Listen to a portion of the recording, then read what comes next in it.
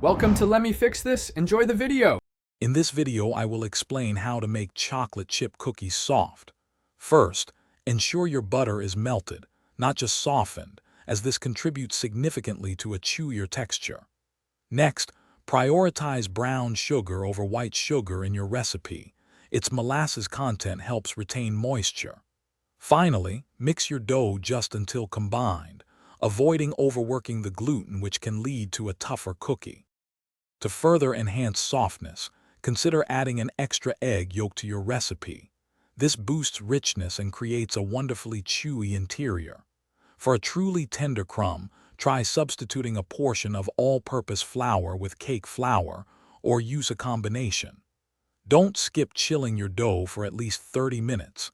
This allows the flour to fully hydrate, resulting in a more consistent and soft cookie.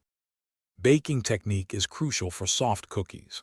Bake them at a slightly lower temperature, typically around 350 degrees F, to prevent overbrowning and drying out. Remove your cookies from the oven when their edges are just set, but their centers still look a bit soft and underbaked. Allow them to cool on the hot baking sheet for about 5 minutes. This continues the baking process gently. For long-lasting softness, store your cooled cookies in an airtight container, ideally with a half slice of bread. The bread's moisture will transfer to the cookies. If you want that fresh-baked warmth, a quick 10 to 15-second zap in the microwave works wonders. And hey, life's too short for a stinky car, grab Little Tree's black ice.